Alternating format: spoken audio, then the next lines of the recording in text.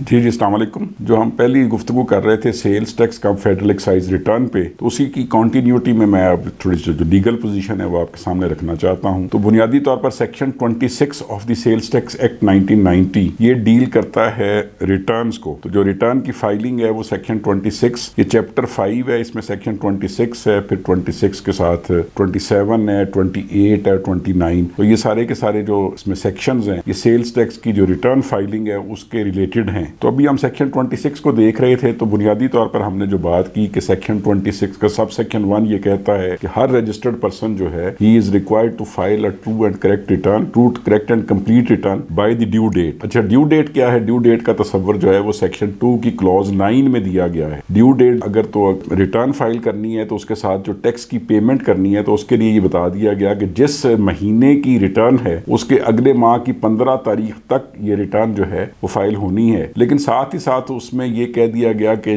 जो टैक्स की पेमेंट है ये 15 तक होगी, लेकिन रिटर्न चूंकि अब इलेक्ट्रॉनिकली फाइल होती है तो सेल्स टैक्स रूल्स 2006 का चैप्टर 2 इस रिटर्न की फाइलिंग को डील कर रहा है। तो उसके रूल 18 के सब रूल 9 में ये कहा गया कि जहां पर एक ड्यू डेट 15th होगी यानी कि अगले माह की 15 तारीख, तो टैक्स की पेमेंट की डेट तो 15 होगी, लेकिन रिटर्न फाइलिंग की जो डेट है वो 18 होगी उसी महीने की, यानी कि अगले महीने में जो कि टैक्स पीरियड से अगला महीना है। तो मीनिंग देयर बाय कि इसमें बुनियादी तौर पर यह पोजीशन बनी कि जो सेल्स टैक्स रिटर्न है उसके साथ जो टैक्स की पेमेंट है उसके लिए तो कह दिया गया कि ये अगले माह की 15 तारीख तक टैक्स जमा हो जाएगा, लेकिन इसके साथ साथ सेल्स टैक्स रूल्स 2006 के रूल 18 के सब रूल 9 में ये कहा गया कि रिटर्न की फाइलिंग है इलेक्ट्रॉनिकली वो 18 तारीख तक होगी। लेकिन इसी सब रूल 9 के नीचे 7 किस्म की एक्सक्लूजन दे दी गई। तो अगर आप उसको देखते हैं तो आप देखेंगे कि 7 तरह की एक्सक्लूजन हैं। उसमें बुनियादी तौर पर एक तस्वर तो ये दिया गया कि जो ब्रिक किलन्स वाले हैं और जो के सीएनजी स्टेशन वाले हैं उनके लिए ये रिटर्न जो है क्वार्टरली बेसिस पे कर दी गई।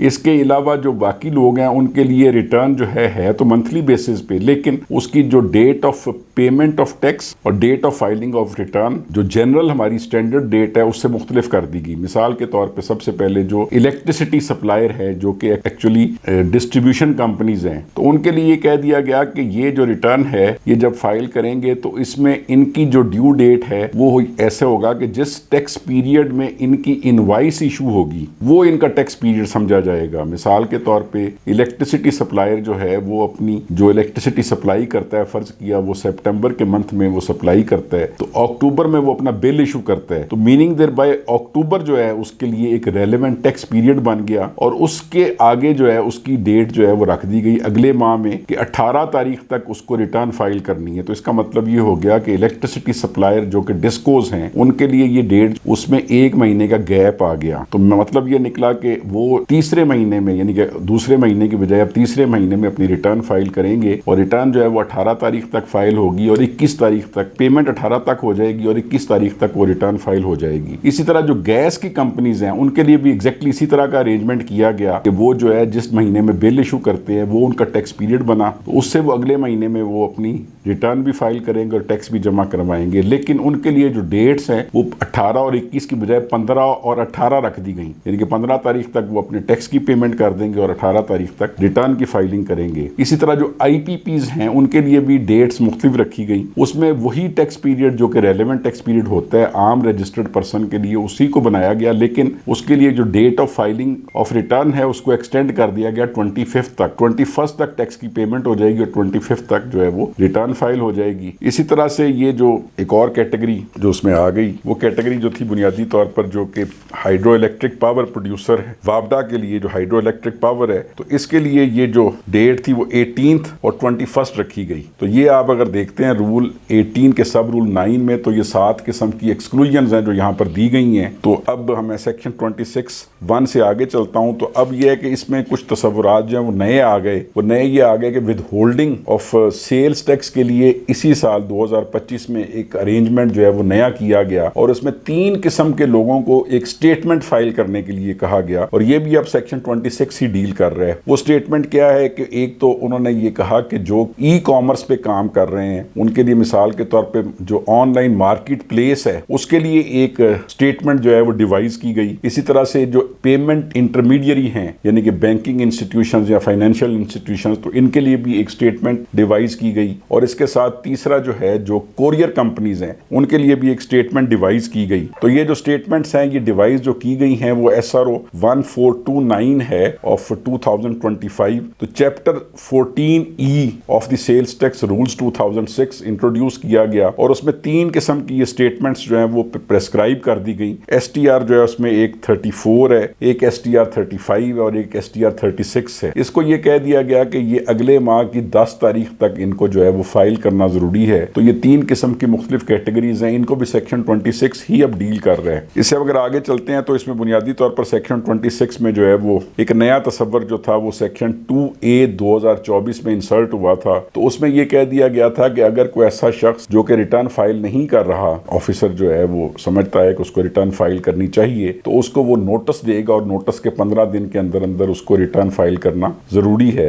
इसके लिए उन्होंने ये कह दिया कि आम हालत में तो ये 5 साल के अंदर अंदर ये नोटिस जाएगा, लेकिन अगर टैक्स फ्रॉड का केस है तो फिर ये नोटिस 15 साल तक भी दिया जा सकता है। इसके बाद जो है इसी सेक्शन में जो एक आखिरी बात की गई वो इंपॉर्टेंट है बड़ी, वो समझने वाली, वो ये है कि उसमें ये कहा गया कि अगर कोई शख्स जो है वॉलंटरली कोई टैक्स जो है वो जमा करवाना चाहे रिटर्न के जरिए, जो कि टैक्स उसने पहले जमा नहीं करवाया तो वो ये समझता है कि मैं जमा करवा दूं, तो उस शख्स को जो है कोई पेनल्टी उससे नहीं ली जाएगी और डिफॉल्ट सरचार्ज बहरहाल उसको देना पड़ेगा। यानी कि प्रिंसिपल अमाउंट के साथ अगर वो डिफॉल्ट सरचार्ज जमा करवा दे तो पेनल्टी का वेवर हो गया। इसी तरह से ये कह दिया गया कि अगर किसी का ऑडिट हो रहा है तो उसकी कोई इन्वेस्टिगेशन हो रही है, तो अगर शो कॉज नोटिस अभी इशू नहीं हुआ तो फिर वो 25% जो है वो टैक्स जो पेनल्टी है उसकी पेमेंट कर दे, डिफॉल्ट सरचार्ज जमा करा दे, प्रिंसिपल अमाउंट जमा करवा दे, तो बाकी पेनल्टी का वेवर हो जाएगा। लेकिन अगर शो कॉज नोटिस इशू हो चुका है तो फिर उसको 100% पेनल्टी जो है वो पे करनी पड़ेगी। तो ये भी सेक्शन 26 में इसको बयान कर दिया गया। इस तरह से अब सेक्शन 26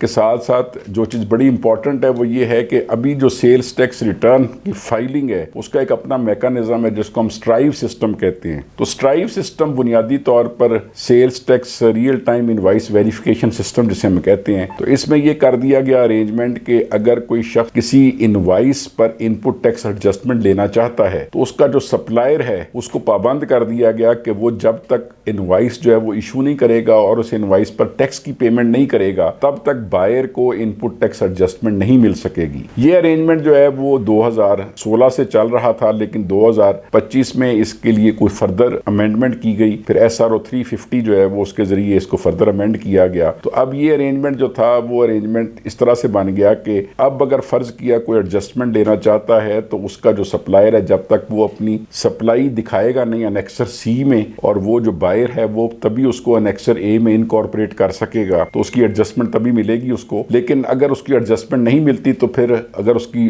रिटर्न फाइल नहीं होती तो फिर एडजस्टमेंट नहीं मिलेगी। पहले तो ये अरेंजमेंट था कि अगले माह की 10 तारीख तक उसको जो है अपना अनेक्सर C फाइल करना था ताकि उसको एडजस्टमेंट्स मिल जाएं। तो अब ये टाइम जो है 1 महीने के लिए प्रोविजनल एडजस्टमेंट का तस्वर मौजूद था जो कि अब खत्म कर दिया गया। तो मीनिंग देयर बाय कि अब सिमिलर मंथ में, सेम मंथ में वो एडजस्टमेंट मिल सकती है अगर उसका सप्लायर जो है वो अपनी रिटर्न फाइल कर रहा है। ये सारे का सारा अरेंजमेंट जो है सेल्स टैक्स विद होल्डिंग के लिए भी था और क्रेडिट और डेबिट नोट्स के लिए भी था। अब जो हमने तब्दीली की है SRO 350 के जरिए, तो इसके नतीजे में जो उसकी सेल्स टैक्स इनवॉइस है उसके लिए तो ये अरेंजमेंट बदल दिया गया कि सिमिलर मंथ में ही उसकी एडजस्टमेंट हो सकती है अगर उसका सप्लायर जो है वो अपनी रिटर्न फाइल कर रहा है और टैक्स की पेमेंट कर रहा है। बाकियों के लिए अरेंजमेंट जो है जिस तरह से पहले मौजूद था वैसे ही मौजूद है। उसमें एक provisional adjustment of input tax या रिडक्शन आउटपुट टैक्स का जो कॉन्सेप्ट है उसी तरह मौजूद है, सिवाय इसके कि अब क्रेडिट नोट अगर फर्ज किया किसी अनरजिस्टर्ड पर्सन को इशू किया जा रहा हो, उसको इशू करने से पहले कमिश्नर से अप्रूवल चाहिए, और सेल्स टैक्स विद होल्डिंग को